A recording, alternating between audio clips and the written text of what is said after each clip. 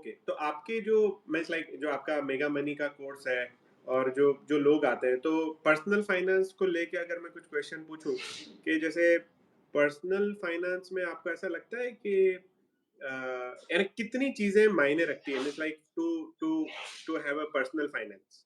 जैसे एग्जांपल के तौर पे मैं आपके पास आया और मेरे पास अच्छी खासी इनकम है, मैं आपको बोलता हूँ कि चलो मैं महीने का लाख रुपए मैनेज कर सकता हूँ या मुझे नहीं आता मैनेज करना।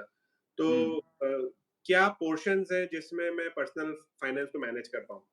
तो अगेन ये डिपेंड करता है उनकी लाइफ स्टेज के ऊपर। जो बहुत यंग लोग हैं, उनका रिस्क एपेटाइट अच्छा होता है। तो मैं उनको रिस्की एरियाज़ में जैसे स्टॉक मार्केट वगैरह में इन्वेस्ट करने के लिए एडवाइस कर सकता हूँ और टिपिकली एक थंब रूल ये है कि जितनी आपकी एज है, उसको 100 में से माइनस कर दिया जाए, तो बाकी जो परसेंटेज है, वो आप रिस्की एरियाज़ में इन्वेस्ट कर सकते हैं। जैसे कि किसी की अगर 30 साल की उम्र है, तो वो 70% स्टॉक मार्केट में इन्वेस्ट कर सकता है। लेकिन किसी की 50 साल की उम्र है, तो उसको 50% से ज़्यादा इन्वेस्ट नहीं करना चाहिए स्टॉक मार्केट में। ओके। और ये एक थंब रूल है और दूसरा उनका रिस्क मैनेजमेंट कैसा है? रिस्क मैनेजमेंट में जो हम पर्सनल फाइनेंस में करते हैं, इंश्योरेंस होना चाहिए। Insurance to cover different risk areas. It will be life insurance, health insurance और इवन एक्सीडेंट इंश्योरेंस। हुँ, हुँ। जब ये आप इन चीज़ों के लिए इंश्योर्ड हो जाते हो, तो आप अपने पैसे को ज़्यादा फ्रीली यूज़ कर सकते हो। आपको इन चीज़ों के बारे में सोचना नहीं पड़ता या इनके लिए कुछ रखना नहीं पड़ता, क्योंकि आपने ऑलरेडी कवर कर दिया है ये एरिया। हुँ।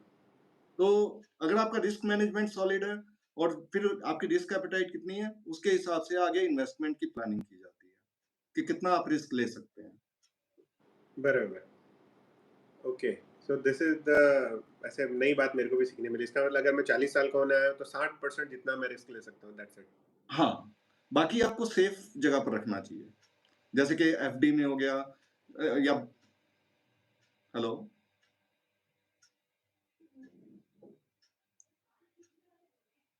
हेलो सजल? सॉरी। आ रही है हुँ। आवाज़ आपको मेरी?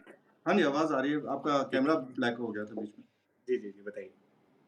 तो हाँ, तो मैं ये कह रहा था कि अगर आपकी एज 40 इयर्स है, तो 60% आप जा सक लेकिन वो भी तभी अगर आपका इंश्योरेंस पूरा ठीक से हो रखा है, तो आप 60% के अपने जो आपका बैलेंस अमाउंट है, उसपे आप रिस्क ले सकते हैं, वोलेटिलिटी ये वाला। ये इंटरप्ट करूँगा। मेरे को मेरी ज़िंदगी में मेरे पर्सनल प्रॉब्लम है, मैं आपको बताता हूँ।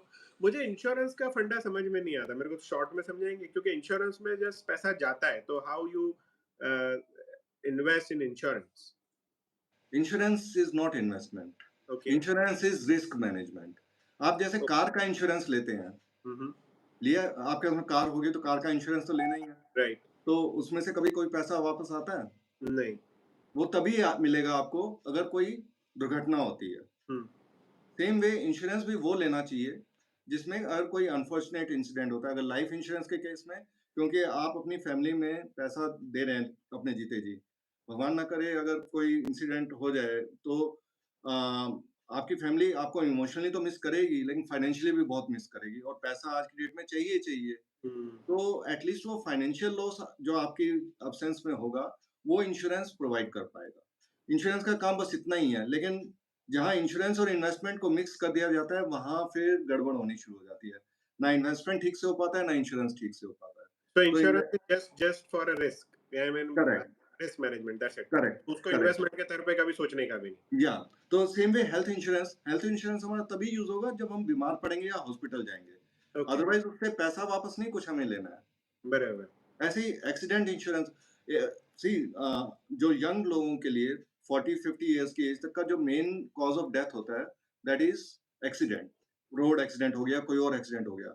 और उसमें एक बहुत बड़ी दिक्कत ये होती है कि अगर एक्सीडेंट हो जाता है और डिसेबिलिटी हो जाती है, तो नॉट ओनली दैट कि पर्सन की इनकम बंद हो जाती है, ही बिकम्स अ लायबिलिटी। उस पर खर्चा और करना पड़ता है उसके अपकीप के लिए, उसकी हेल्प के लिए। तो बराबर। फाइनेंशियल सिचुएशन पूरी रिवर्स हो जाती है। अगर उस केस में डिसेबिलिटी इंश्योरेंस नहीं है या एक्सीडेंट इंश्योरेंस नहीं है, तो क्या होगा? मतलब कि फैमिली की फाइनेंशियल सिचुएशन टोटली रिवर्स हो जाएगी। जहाँ से पैसा ब आ रहा था, वहाँ पैसा जाना शुरू हो जाएगा। बराबर, मेक तो सेंस। ये इस वजह से इंश्योरेंस का role risk management personal finance में रिस्क मैनेजमेंट का रोल प्ले करता है। और अगर ये रिस्क हमारे ठीक से मैनेज्ड हैं, तो हम इन्वेस्टमेंट्स में रिस्क ज़्यादा ले सकते हैं। ओके। और व्हाट आर द इन्वेस्टमेंट के पॉइंटर्स में आता है? मीन्स लाइक ये आपने बताया कि रिस्क मैनेजमेंट में आता है इंश्योरेंस और ये हेल्थ इंश्योरेंस, हाँ, एक्सीडेंट इंश्योरेंस, लाइफ अब इंश्योरेंस। अब अगर रिस्क मैनेजमेंट हमारा ठीक है, और उसके बाद में हम बात करेंगे कि हम हमें पैसे को कहाँ-कहाँ इन्वेस्ट करना है। तो मैंने हुँ, बताया कि 60% हम रिस्की एरियाज़ में कर सकते हैं, जैसे कि स्टॉक मार्केट में, बाकी का हमारा सेफ जगह में रहेगा। और किसी भी, अब इसको हम पोर्टफोलियो की तरह देखते हैं।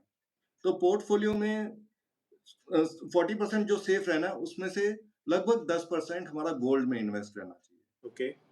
क्योंकि अपनी कम्युनिटी में मैं ये अवेयरनेस ला रहा हूँ कि जो हमारा आज की डेट में करेंसी चल रही है, वर्ल्ड ओवर जितनी भी करेंसीज़ चल रही हैं, ये किसी भी दिन सिस्टम कोलैप्स कर सकता है।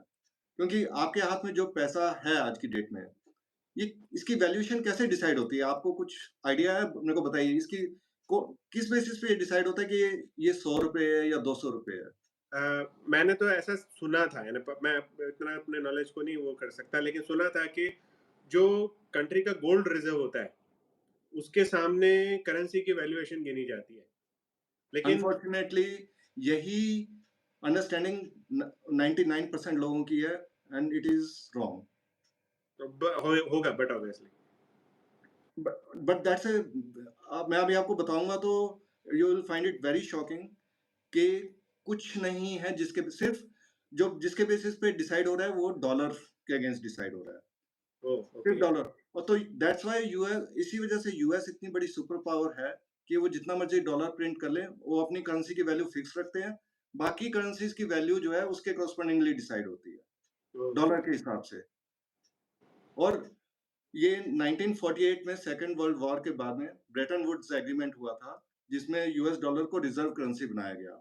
अच्छा। और कॉरेस्पॉन्डिंगली डॉलर को बेस करेंसी बनाया गया। बाकी वर्ल्ड की करेंसीज़ को डॉलर के अगेंस्ट वैल्यू करना था, और डॉलर को यूएस में अपना गोल्ड रखना था ताकि डॉलर की वैल्यूएशन वहाँ से हो। बराबर। लेकिन इन बिटवीन 1948 से 1970 के बीच में यूएस ने इतने डॉलर्स प्रिंट किए कि उनका हिसाब-किताब खत्म हो गया कि अगर वर्ल्ड ओवर में जितने डॉलर्स थे, अगर कंट्रीज़ उनके पास में जाकर कहते कि हमें गोल्ड दो इसके एक्सचेंज में, तो यूएस के पास में उतना गोल्ड था ही नहीं। राइट। तो 1971 में रिचर्ड निक्सन जो उनका प्रेसिडेंट था, उसने अनाउंस किया कि ड्यू टू सिक्योरिटी रीजंस हम ये कनेक्शन खत्म कर रहे हैं, और 1971 से अब तक ये सब हवा में चल रहा है। ओह! ओके।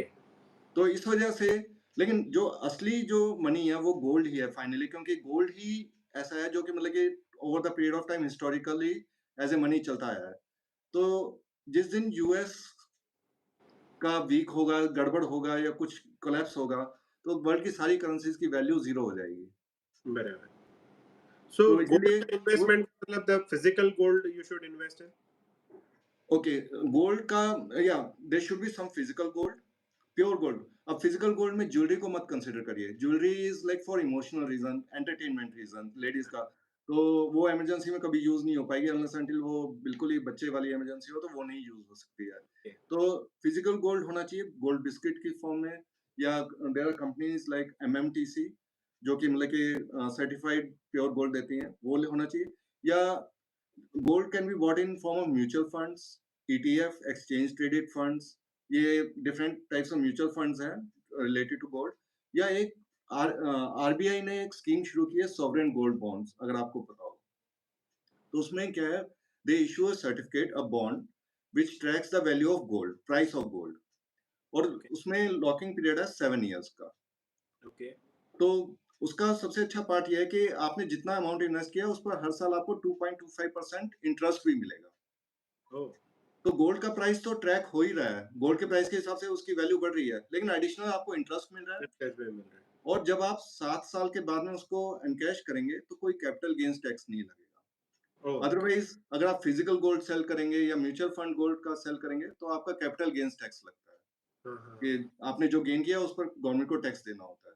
लेकिन सोवरेन गोल्ड बॉन्ड में कोई टैक्स नहीं देना पड़ेगा अगर आपने उसको मैच्योरिटी तक होल्ड किया। ओके।